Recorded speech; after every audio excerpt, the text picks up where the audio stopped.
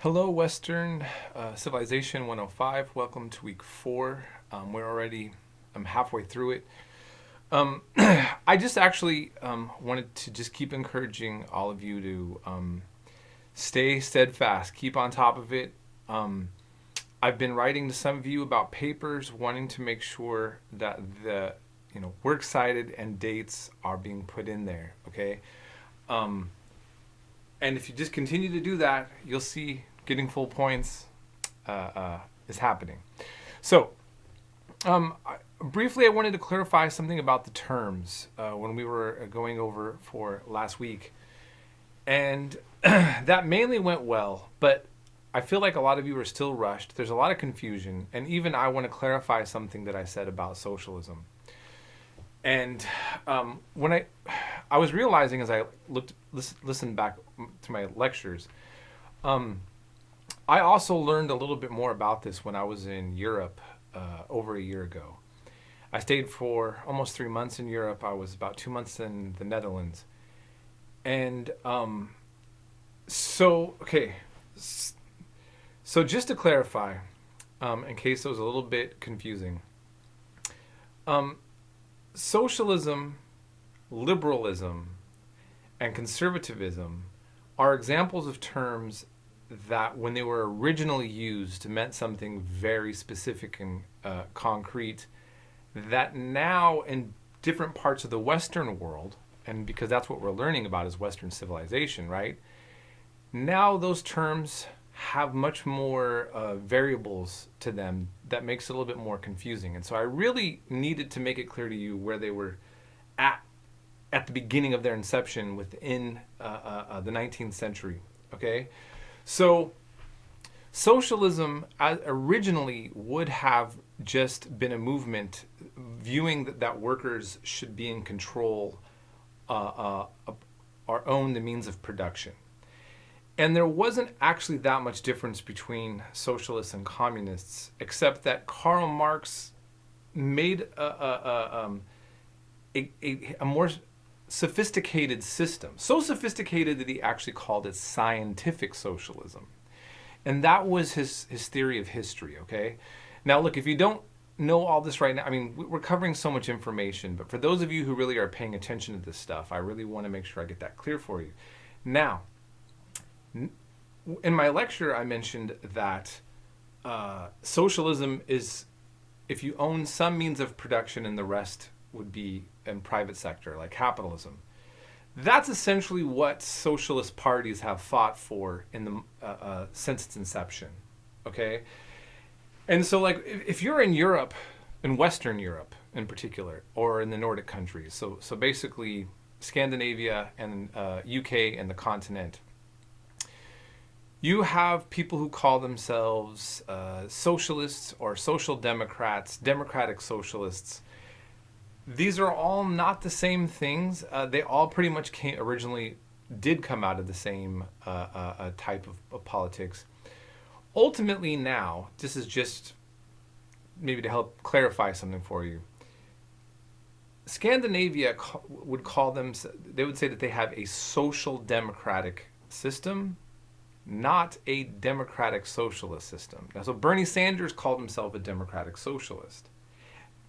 And he would refer to Denmark as an example. Now, people in Denmark, when I was there, liked Bernie Sanders a lot and saw him as somebody that was more similar to the kind of politicians that they've been having for decades in Denmark. But they wouldn't categorize their country as socialist. They would say that they have a huge welfare state, meaning free education for college, childcare, basically a lot of real big solid benefits for average people who are working with high taxes, but also a very friendly environment for markets. Okay, and in some cases, some have made the argument that Scandinavia has laws that are actually more favorable to businesses than some of what we have, in the middle of having more social programs, which all come out of the socialist tradition. And so in Denmark, and this is where it gets confusing, a democratic socialist, which there are parties that are called democratic socialists, and the Social Democrats are different parties, but ultimately that's what they're kind of voting on. This is the end result of what they're making happen. Spain, I believe right now, has a socialist leader of their country from the Socialist Party. But Spain is not socialist in the classic sense. You have a political party that has objectives that defend certain socialist values, at least in theory.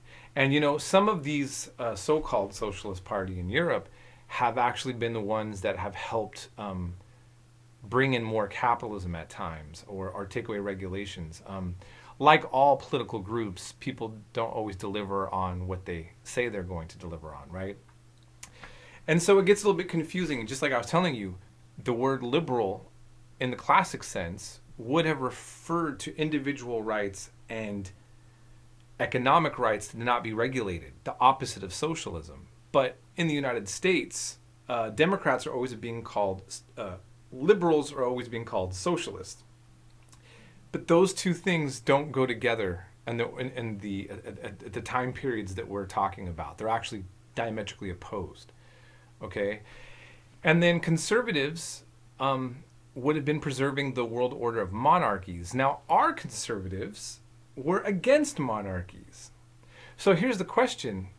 During the time of 1776, would Thomas Jefferson and Samuel Adams and all of those guys have been considered conservatives, breaking away from having a king? We were subjects to the British Empire. That makes you a radical. You are not a conservative.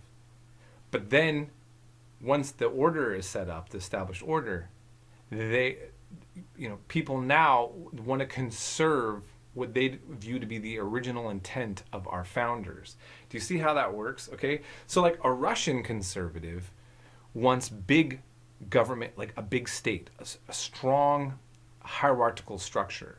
Like Putin is a typical representation of what conservative Russian politics would look like.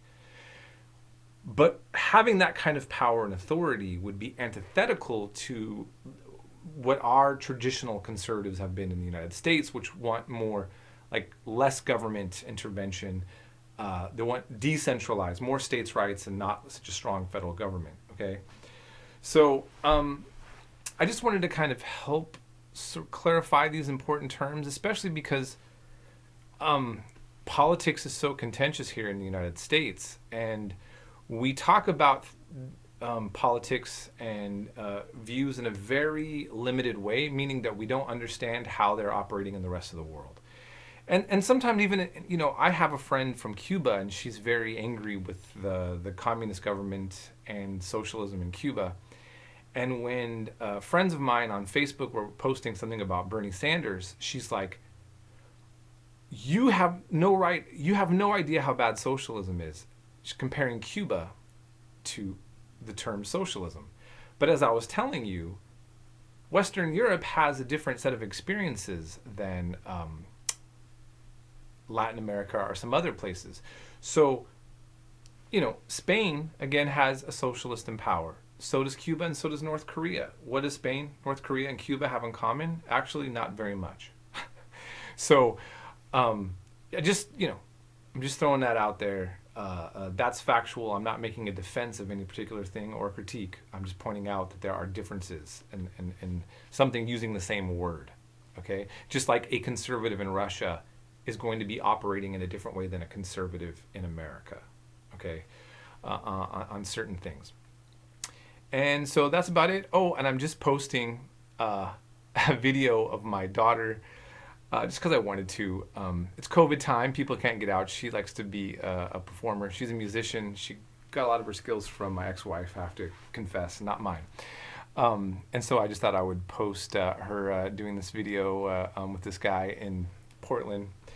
And anyhow, I hope everybody's hanging in there. Contact me if you need anything. We'll be in touch, and let's keep it on. We're sliding into what we're on week 4. There's 5, 6, 7, 3 more sessions, and we're done. All right.